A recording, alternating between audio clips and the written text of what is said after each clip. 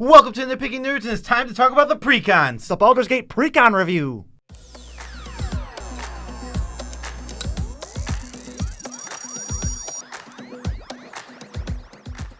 I'm your host, Joe Cherries. I'm your host, BZ, and that makes us the Nitpicking Nerds. We got videos for you every single day, forever. So if you want to support the channel, the best way to do it is probably to join Patreon. We got people scrolling right now. Yeah, they support us directly, and the patron of the day is Spreadable Fruit. So thank you for your support, Spreadable Fruit. Keep on spreading that fruit.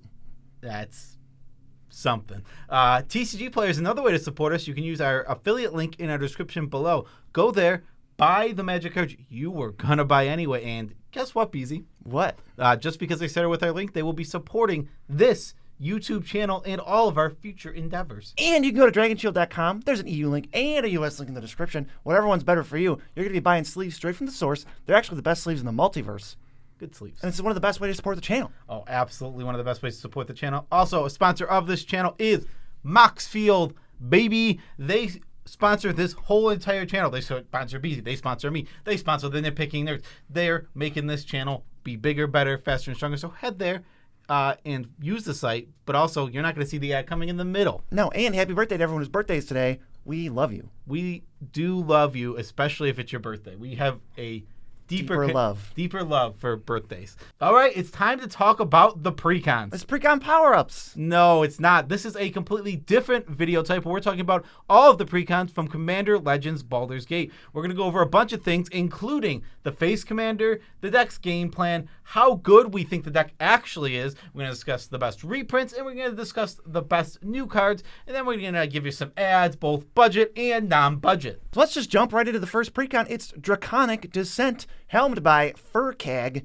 Cunning Instigator. 3 blue-red for a 3/3 dragon with flying and haste. Whenever one or more dragons you control attack an opponent, go target creature that player controls. Whenever a creature deals combat damage to one of your opponents, if that creature had to attack this combat, you put a +1/+1 counter on Furcag and you draw a card. So when your dragons attack them, you goad their stuff, and then when their goaded stuff hits each other, you get to put a counter on Furcag and draw a card. So this is a go deck, but also it wants you to have dragons.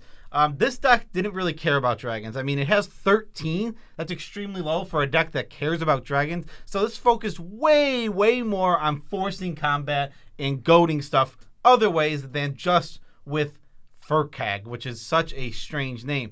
Overall, it does have a lot of cards that do that pretty well. But overall, this is probably one of the weaker of the decks, as it just doesn't seem that good. You got to get the dragons to get the first part of Furcag's text, and then you got to get the goad for the second part, and there's not a lot, it seems, to trigger the first part. Yeah, so yeah, like I said, this deck just kind of ignores the dragons a little bit. I mean, 13 total dragons in the deck is really low. It's like a sub-theme. It's a sub-theme, but it does have a lot of goad cards that are super solid. So it will be able to get the goading going, and it will get good card advantage once it starts doing its game plan. I mean, this card is, once the game plan gets rolling, this card is really, really strong. True, but I will say, dragons, not the strongest thing in Commander, especially when you don't have a lot of them, and then goading, also not the strongest thing in Commander. Yeah, especially, it's not the strongest thing if you leave any combat meta. If you start heading toward combos, goading gets extremely weak in Commander. It's hard for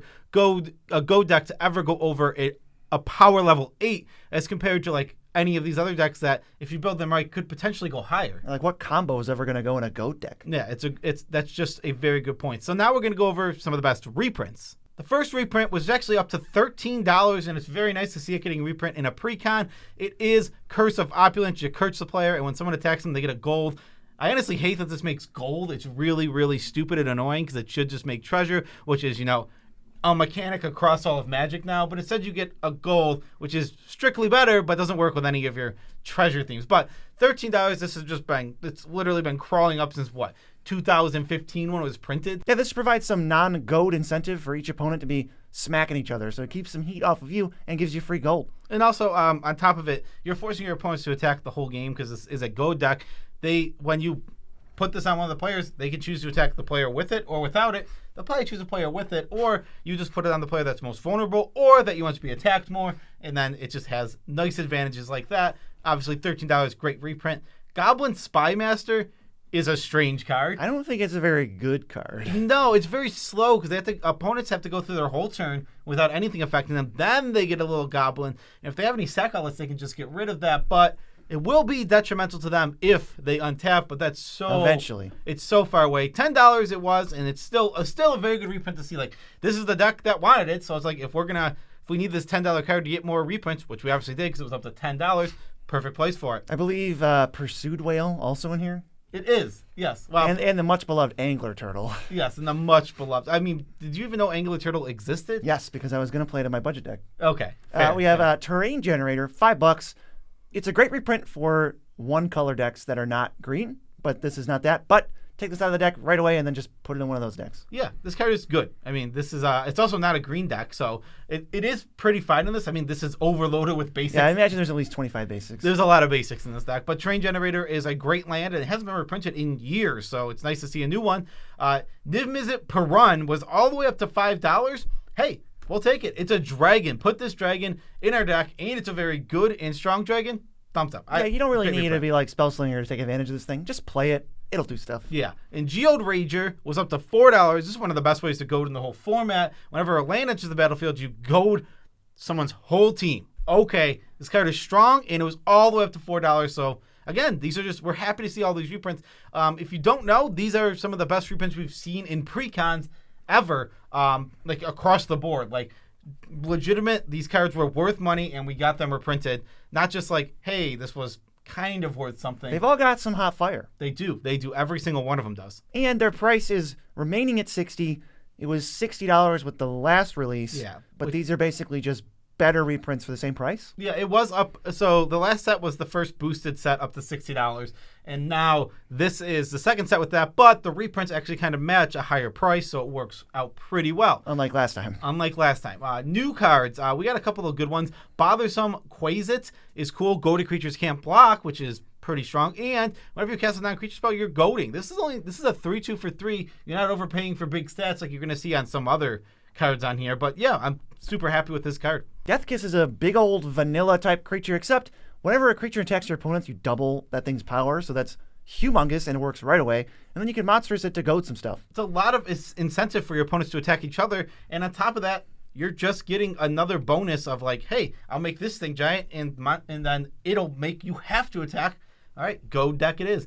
Spectacular Showdown is great. You go to creature and you put a double strike counter on it, but Overload for 7, every creature gets a double strike counter, including yours. Make sure you do this after combat. You don't want to goad yourself for no reason. I mean, even if you do, though, you goad all your stuff, and then you send it in, and then everybody's creatures are going to be tapped with double strike counters, and then you get to untap first with double strike creatures and just annihilate someone. You know what? That's actually fair. So that's actually probably a great way to go with this. This card is amazing. It's going to be a great finisher, and it's going to force your opponents to absolutely destroy each other. Yeah, they literally just have to. And sorry to the first person who has to attack, because then they're free to the other two players. Yep.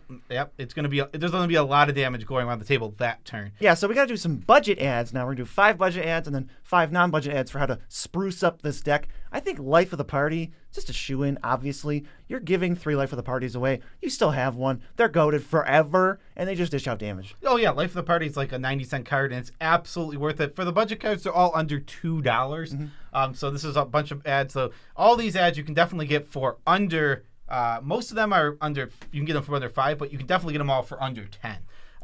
Scourge of Valakis, Dragon Payoff. Now, I would suggest if you're going to build this deck and work on this deck, you lean into dragons. That would be my go-to. Like, I would really lean into the dragon theme. I think it helps the deck a lot. Like, you already have a ton of gold. Let's cut some of the random stuff in the deck and go into the dragons. Scourge of Valakis, one of the best dragons. Yeah, same with, what is it, Dragon Tempest? Yeah, Dragon Tempest. That's a little more expensive. But also just the same kind of deal. Dragon Speaker Shaman, only dragons cost 2 less. It pays for commander attacks on Furcag. Yeah, exactly. So, again, like I said, lean into dragons. And if you really want a cheap dragon, well, there's a 1-mana blue dragon, Must Dust Changeling. It's all creature types, so it's a dragon. This is going to let you get it out early, and then you can go Furcag and then attack, and it's going to feel really, really strong. Yeah, in Assault Suit, this is just kind of like a meme type card, but it'll do work in this deck because of Furcag. It forces a creature to attack, can't be sacrificed, and it gets a little boost.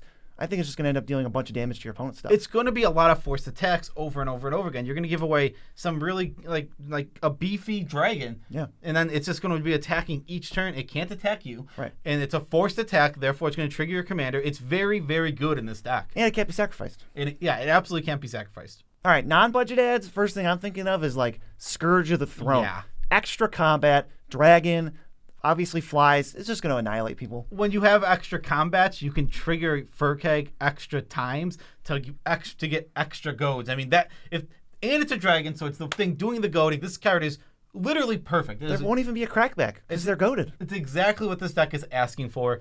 Terror of the Peaks, it's an amazing dragon. Like I said, I'm leading in the dragons with this deck as it's one of the big strengths of the deck is that you get to really pay off all these dragons, and this might be one of the best dragons in the entire format. Yeah, they cut a mana off of Warstorm Surge and gave you a 5/4 flyer. Power creep. It's literally just one of the best in the format.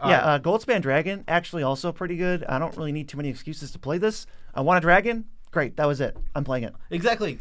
Again, my key to this deck is lean yourself into the dragons. Pick up dragons, make this a dragon deck. You don't need, you do want some other gold, definitely, for sure. But you don't need as much other gold when you lean into the dragon theme. Yeah, you're not going to need there's going to be plenty of random stuff, random spells. We can replace a lot of that with dragons. Yeah, and if you want something from the set that's from the original, not the original set, but the actual set, the draft set. Baldur's Gate? Baldur's Gate, the actual draft set of Baldur's Gate.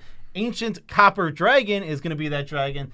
You want a ton of treasures. If you hit with this thing, it is real crazy. Yeah, it's just too many treasures to even count. Not even countable. It is. I think it is countable. It's actually 1 through 20. All numbers I can count to. Nah, well, we also have Grenzo Havoc Razor for a little goat action. We can steal stuff from their deck. That's fine. Or we can goat their stuff. Also, what we want to do. This card is just really, really good. It's interesting because this is also a deck you could add to the deck we're going to talk about next, Exit from Exile, because it does both those things. It goads and it plays cards off the top of the deck. So weird that this card just happens to kind of fit in both those decks. What's the next deck? Well, it's Exit from Exile, and the face commander for this one is Faldorn, Dread Wolf Herald. 1 red-green for a 3/3. Whenever you cast a spell from Exile or a land enters the battlefield you control from Exile, create a 2/2 wolf creature token. 1, tap, discard a card, exile the top card of your library. You may play it this turn. This card is incredibly strong. It is not playing around whatsoever. We're going to be ranking it as a commander, and you're going to see, I can't imagine this not ranking incredibly high. Yeah, the static is great, and then it gives you a nice, clunky, not-so-great way of, actually triggering it on itself, but it doesn't restrict you. It's like, if you play a land from Exile and then a spell and then a spell, you get 3 wolves. Yeah, exactly. This doesn't trigger once a turn. This is just keep triggering over and over and over again. You're going to make an army of wolves. This is going to be a go-wide deck.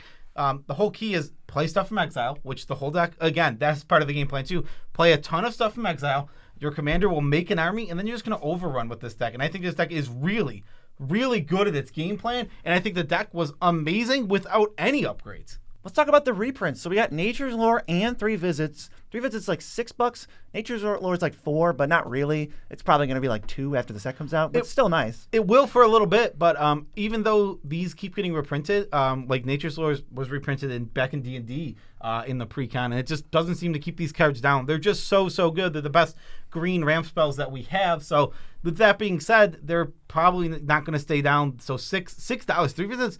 I remember it was down to $2, $3 when Commander Legends. $2.50, Yeah, it got pretty cheap, but it's up to $6 again, and I'm sure it'll drop down again. But don't worry, it'll be back up there. You mean Nature's Lore? Nature's Lore? Nature's Lore drop and be back up there. 3 Visits is just going to be up there.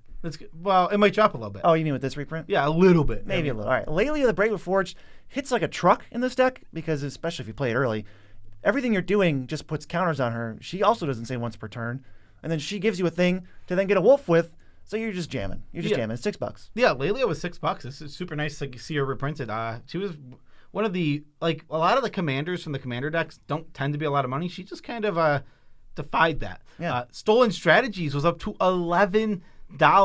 It got reprinted. This just lets you play cards from your opponent's deck. It's a super fun, cool card. I don't think it's a very good card, but it is a fun card, and it was definitely getting up there in price. A desired card, and probably the best reprint in any Precon. Jessica's Will, $16.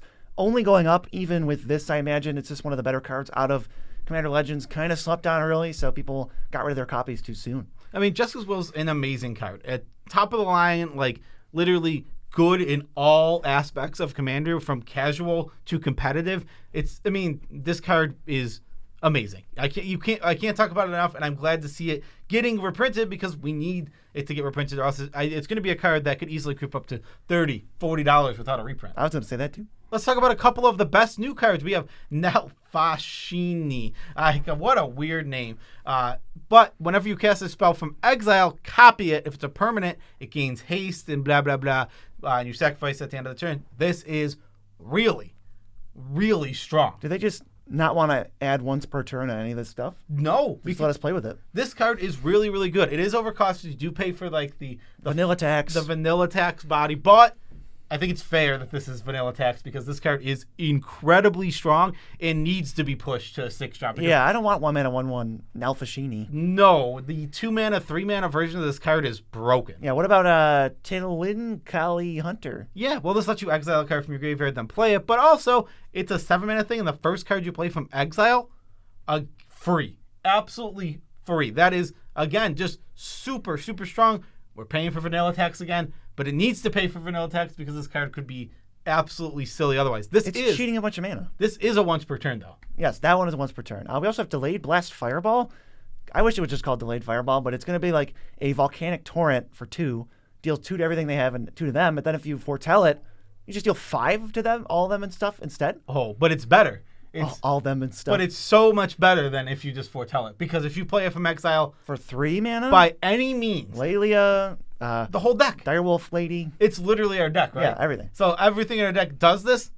Okay, I think this card is just a good Magic card. Yep.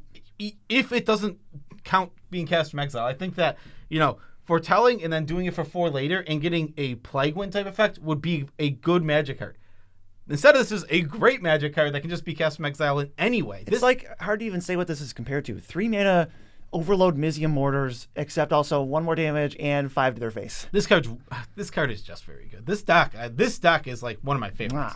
All right, we got some budget adds, and I don't know how this card was in the deck because it fits perfectly. It's Containment Construct. Whenever you discard a card, you may exile it, and if you do, you can play it until the end of turn. Holy crap, is this perfect for a deck. Our commander discards cards in order to exile a card. You can just put a land, discard a land, exile it, play the land from exile, and then play your spell that you hit off the top. 2 2/2s. Wow. This is a really, really, it's like this card was made for this deck. You can even sprinkle in a little bit extra discard if you want. There's some that's kind of free that you play anyway. You don't even gotta bother. It's like it works with the commander so perfectly. It's like it's a synergy piece of my commander. Well, you could throw like Gaia Reach Sanitarium in your deck, right? Oh, that's fair. That is a fair. That is a free roll. Yeah, Goblin and Archomancer. This is just a budget ad for like any Gruul deck ever. This always overperforms.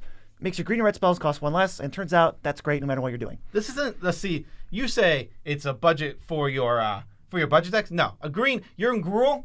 Boom! I'm in every single time for this card. It's just amazing. I think this card is absolutely amazing. All right, next we got Wand of Wonders. We're going to pay for it originally, then pay for exile cards at the top of people's libraries, play some instant sorceries. It always hits, and the average roll is you get to play 2 of them, which is going to be really, really strong.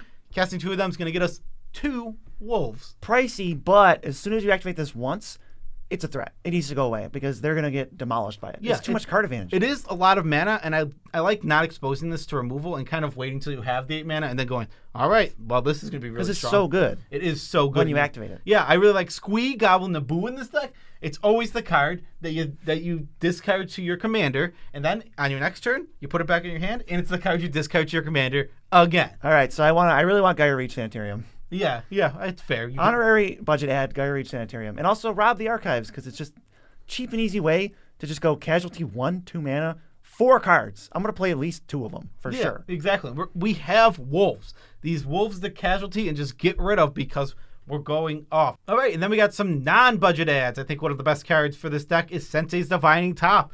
Obviously, you get to control your top cards, meaning when you discard and you're exiling to see what you're going to play, you know what it is, so you get to choose the best card in the top 3 to actually exile. But if all else fails, just put top on top, and you only have to pay 1 mana on it. Yeah. And you basically just draw a card. Yeah, it does work really well like that as well.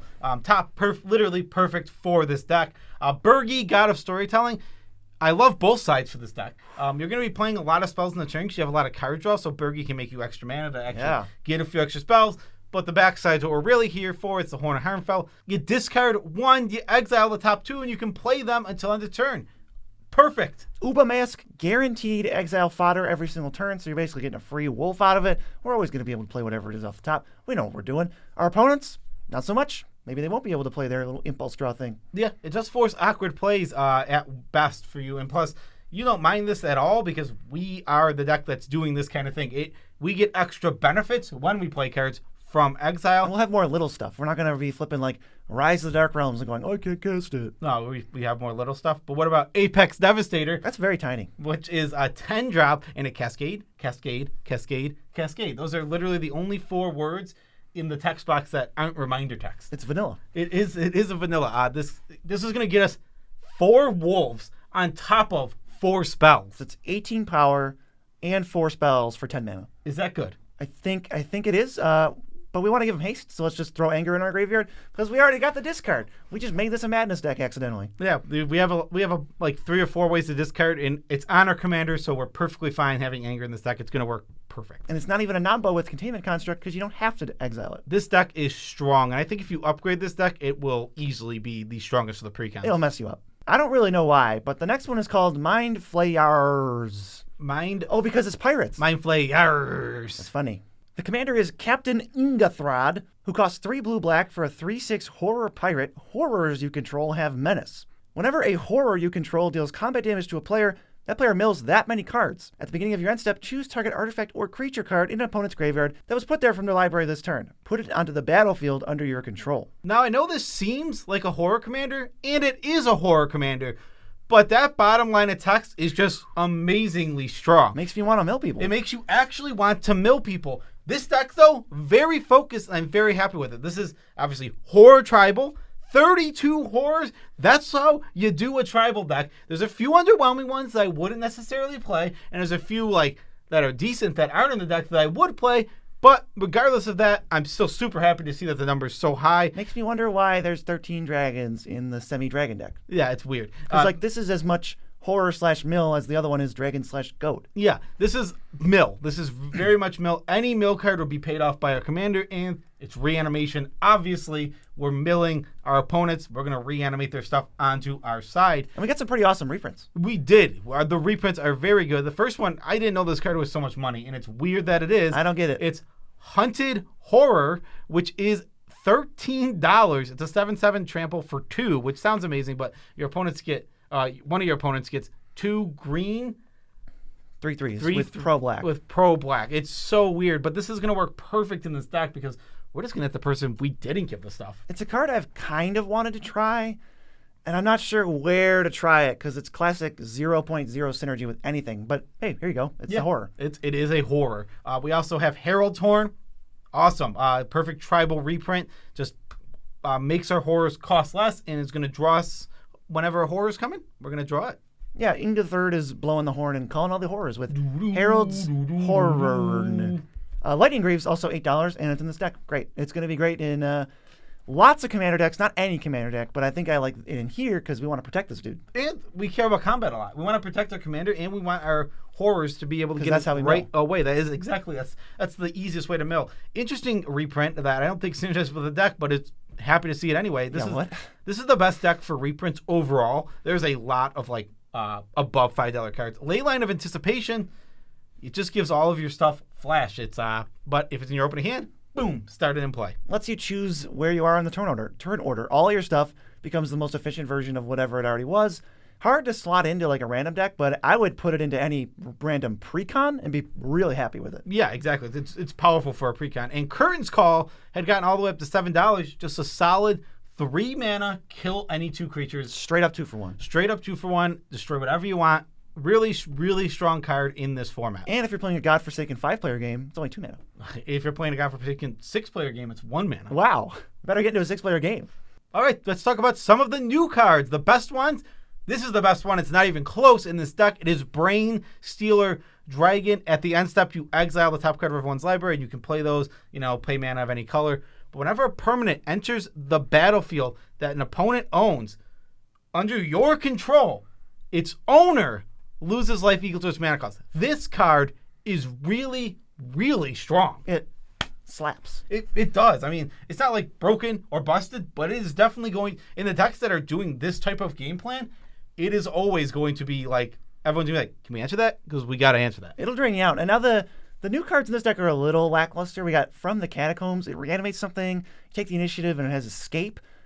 Very medium, but I mean, we're happy if we're going to be self-milling to get something back. Yeah, I mean, if you want to not count this one, there's a weird card that begins with a U that I could never pronounce. It's on the screen. Don't worry. If you don't want to count this one, that one exiles a card at the end step, and you make a copy of it. It's a weird card. Mm-hmm. What about Endless Evil? Endless Evil is an aura. You enchant anything, but at the beginning of your upkeep, you get a copy, except it's a 1/1. The things you control. But something good about it is that if it's a horror, it goes back to your hand when the horror dies. Yeah, so it's got Rancor checks, and obviously we want to enchant our things anyway, so the fact that we only can is like, whatever, we're just trying to get our stuff going. Just watch out for 2-for-1s. Ooh. You want infinite Brain Stealer Dragons. Yes. Yeah, if you have 3 or 4 of these, good luck not winning. For budget ads, we got Elder Brain from the original set. This thing just gets a ton of value. You just steal their hand. Who cares if this thing trades off or not? They're going to mill some cards maybe. And then we just get to cast a bunch of stuff later. Yeah, it's a way to get a bunch of cards from our opponents. It's what our deck is already doing. Fits the game plan. Perfect. And it's a horror. And if we're milling, Sir Conrad, this is like a game-ending threat. Yeah, I mean, Sir Conrad is always an incredible card. And in any deck that is consistently milling players, how do you not have Sir Conrad? Honorary horror. And actually, not an honorary horror, the next one. An actual horror is Changeling Outcast. All right. Talk about we'll be able to just sneak through damage every single time, getting some little mills, free tiny chip mills. damage. Yeah, tiny mills, but we're going to be very happy with this card because it is just a cheap horror. And if we're already milling, we got Sepulchral Primordial. Is it a horror? No. It is not, because Wizards hates us. But we're going to get 3 things from them on the battlefield, and if we can maybe reanimate this later, maybe we want to reanimate this thing with the escape card, boom. We just have to pay ourselves off for milling our opponents. If we're going to put a ton of good stuff into our opponent's graveyards, here's another way to get them out if we don't have our commander. This card is going to be super strong because obviously, even as the game progresses, strong stuff ends up in your opponent's graveyards. We're also forcing it with our commander. Court of Cunning is super cool in this deck. Enter the battlefield, makes you the monarch. On your upkeep, you can mill any number of players for 2, but if you're the monarch still, somehow, and you've protected it, then you can go ahead and mill each player for 10. We're protecting the monarchy because we're going to put up human shields that's like takes the form of things that our opponents know, and like, no, Elvish Visionary, I could never swing into you. But also, everything in our deck, literally everything in our deck, has menace. Yeah. All of our horrors are going to have menace. We're going to be able to get the monarchy for sure. Maybe we can't protect it, but it's going to draw us a card at least every single turn. I mean, we can put up some dummies, throw up chump blockers that aren't even ours. Let's go to non-budget ads. First thing I think of when I think of horrors is, at this point, Toxrill the Corrosive. I love how toxic it is, and that its name is Toxrill, and that it's a slug. And that slugs are associated with salt, because this thing's super annoying, and it basically is a one-sided board wipe. Yeah, this card's really, really good, and it controls the game. It's also a horror. It's the perfect top end for a deck. It's so good. I mean, Here's how you keep the monarchy. You just destroy all their creatures. This card is a house by itself, and the fact that it's the creature type we care about is just obviously going in. Phyrexian Obliterator, okay. If there was ever a deck to play this, you can't block it. You're not gonna. You were never gonna block it to start, and now we're milling. They can't even chump and like sack one thing. They have to block with 2 things. It's so cool. Yeah, exactly. It's not reasonable to block this thing ever. Wow. Apparently, this is just protect the monarchy. Protect them. And yeah, how are we gonna do it? Oh, here we go. You can never attack into the monarch for the monarch if they have a Phyrexian Obliterator card. It isn't the best card, but it's definitely very cool ad for this deck. I think there might be. You're gonna find ways to trigger it and blow people out with their own cards. Like if you're gonna find a fight spell or something, you're like, oh, okay, Phyrexian Obliterator fights your thing. Yeah, I mean, not that there's too many fight spells. There's a couple, you know. I mean, maybe something else. Yeah, Mindless Leech, horror. When it hits, we can play something from their hand. It's perfect. Just works. Mind Leech Mass, I think. What did I call it? You said Mindless Leech, which isn't even what's on the script. It says Mindless Mass on the script, but it's actually Mind Leech Mass. Okay, so some combination of those 4 words that we just said is definitely what this card is called. It is should be a budget card, but it got bumped up because of Satoru, right? Yeah, it did. Satoru made it go up a bit, which is weird because there's a version of this card that's a ninja and better. So I don't know why this version went up. The world is a mystery. Mind Grind is really good and also never sees play anywhere. You basically Mind Funeral them X times, so they mill until they hit X lands. So if X is 5, that's a guaranteed like what are we looking at? Like 30 cards plus? Yeah, and we at the beginning of the end step, the best one. We're gonna reanimate the best card mill.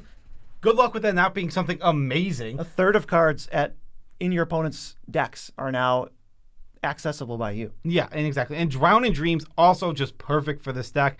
X, 2 and a blue, and you just cast it. You target yourself to draw X cards, and target player mills double X as long as you control your commander. Perfect. You're also going to really want, like, this deck really wants, like, Bojuka Bog and Soul Guide Lantern, because once they're there, you kind of want to make sure you have a safety valve to say, all right, no mass reanimation, don't kill me with Living Death out of nowhere. So maybe Soul Guide's better than Bojuka Bog because you want access to them. You want things to, like, slowly get rid of. I think you might even want the stuff that, like, can pick stuff out of the graveyard. That might be good. Really? Crook of Condemnation? You might want Crook of Condemnation. I think you just want Soul Guide Lantern, so you say, it's all accessible by me, unless you do something I don't like, and then I'll just nuke everything. That's fair. Yeah, I can see that being true as well. Last but not least is Party Time. And who is the face commander of Party Time? It's Nalia de Arnis. 1 black-white for a 3/3 human rogue. You can look at the top card of your library anytime. You may cast Cleric, Rogue, Warrior, and Wizard spells from the top of your library. Those are the party cards. At the beginning of combat on your turn, if you have a full party, put a +1/+1 counter on each creature you control, and those creatures gain Death Touch until end of turn. So we're a party deck. We care about 4 creature types. We got Clerics, which we have 14 of. Rogues, which we have 6 of. Warriors, we have 9 of. And Wizards, we have 11 of. I want to even those out a little more. Rogues can stay low because our commander is a rogue, and we always have access to that. So that makes a lot of sense. I don't know why there's a 5 gap between Clerics and Warriors. I want to even that out a lot closer to, like, have even on the other 3. Yeah, the grand total is all you care about for when you're casting them from the top. But if you want our full party, you need the other 3, and we want to make those numbers even. Yeah, exactly. It's super important to do that. The most expensive reprint from this list is Calculating Lich. It's 6 mana, and whenever your opponents get attacked, they lose 1 life. It's really strange, but it was only printed in the strange one-off, or I guess two-off Game Night product. Quite strange, but it's definitely a good reprint. $12, and it's a wizard. Savine's Reclamation, fantastic. Still think this card's better than Cultivate. It just is basically amazing in any white deck, especially the higher your budget gets when you get fetch lands and it turns into a ramp spell. It's just fantastic. I mean, $10 starting to creep up because we called it. We went back when it was $2, just to be clear, and now it'll be down a little bit, and you can pick some up. Yes. Skull Clamp, also obviously one of the best cards in the whole entire format. I don't really need to hype up Skull Clamp, but Jeez, they put Skull Clamp in here. It's very nice to see Skull Clamp getting a reprint because it has just been crawling up. I remember it was like $5. It's all the way up to $10 now. I mean, this Precon gets a little bit of power boost just by having that. Yeah. At all. I mean, that card's incredible. It would be good in any of the Precons, even the stupid dragon one. Yeah, obviously. Grim Hireling, which was just printed in the original D&D set. Well, now it's getting a reprint already, and it was all the way up to $9 already after being out for less than a year. So yeah, great. Card's great. Fabulous. Yeah, it's really, really good. Every time you hit, you get two treasures for some reason. Oh, and not to spoil our friend's fun, but he did spec on Maskwood Nexus. It's going to be $5 now for like 2 seconds, and then now it's going to be way lower. I think he just sold all of them, actually. Oh, lucky. So yeah, he got pretty lucky there. Maskwood Nexus is perfect for this deck. It says if you have 4 creatures, you have a full party. Yep, full party always, and you can cast any creature from the top of your deck, just period. I mean, I hope they're all party members anyway, but we can now anyway. I mean, sometimes you might have 1 or 2 that aren't. Yeah. All right, for new cards, we got Deep Gnome Terramancer.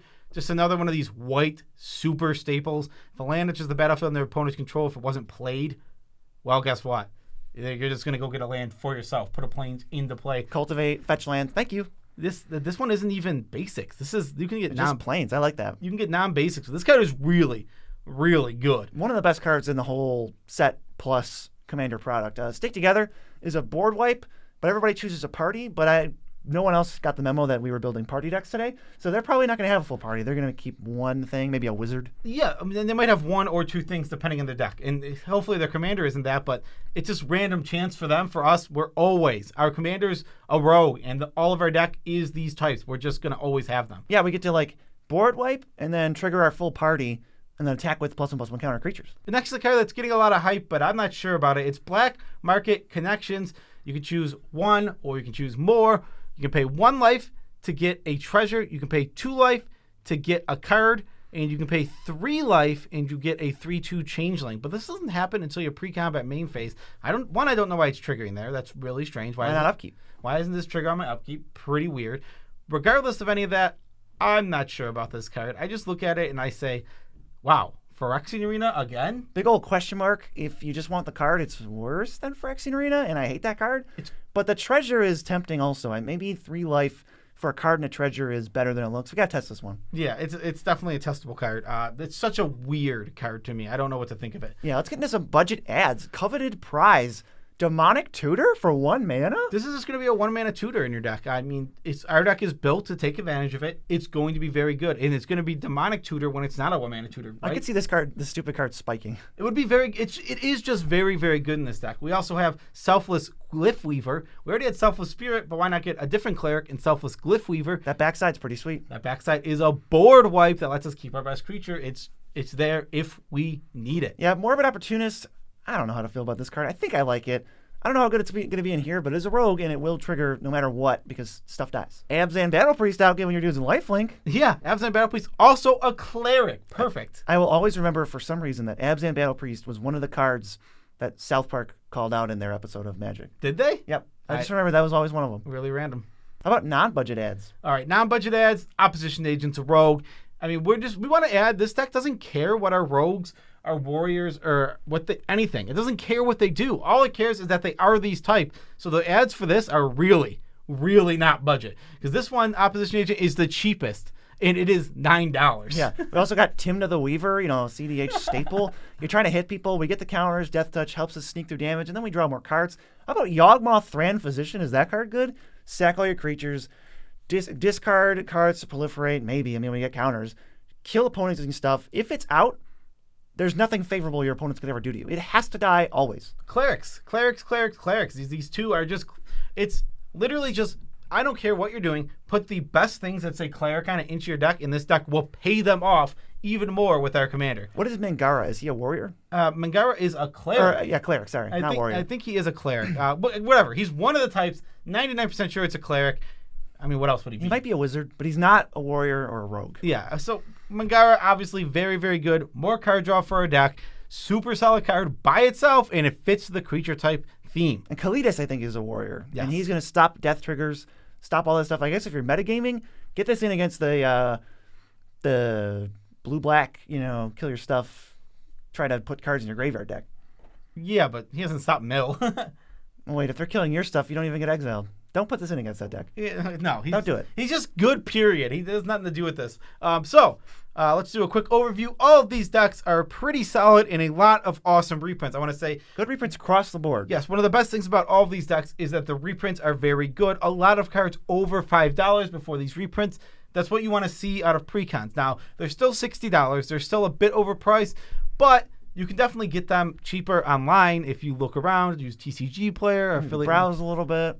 Yeah, you can get them for cheaper than $60 usually. Usually you can get them for like $50, and if you buy them all together, you can usually get them for maybe a little less than that, depending. If they're looking to upgrade these decks, here's what I would recommend. I would recommend going to moxfield.com, the best website for upgrading, viewing, sorting, organizing, tagging, playtesting, and observing any deck ever on the internet. Yes, Moxfield.com is the sponsor of this channel, and you did not see this coming because you thought we were wrapping up the video, but actually we were doing a Moxfield ad the whole entire time. Unprecedented. This is new ground. You tried to guess it. You were probably guessing in the middle of the video. Everybody with the time codes is way off. Way off. You guys not even close. Not even close. Get good. Get good, kids. All right, so just to round this out, I would say the worst precon is probably Draconic Descent by a fair bit, and then I got Horror deck and Party deck kind of in the middle. I think the Horror deck might be a little bit better. And then at the top, definitely Exit from Exile. Yeah, but I think all of these decks added a lot of great cards. At least all of them had 2 or 3 really strong new cards. Nothing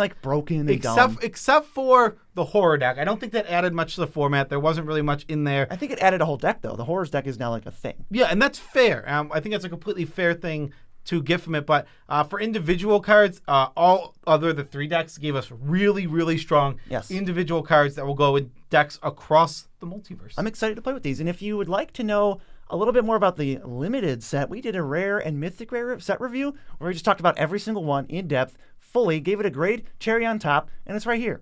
Peace out, Tribe Scouts.